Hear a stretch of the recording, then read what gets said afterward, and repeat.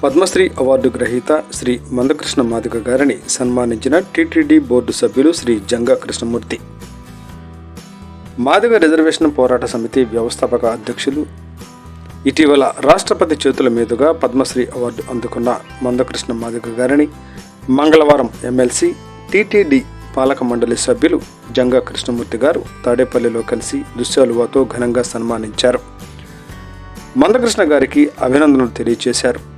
వీరి వెంట పలువురు ఉద్యమకారులు, కూటమి నాయకులు, కార్యకర్తలు పాల్గొన్నారు. టుడే టీవీ ప్రతినిధి దుగ్గి నాగేశ్వరరావు.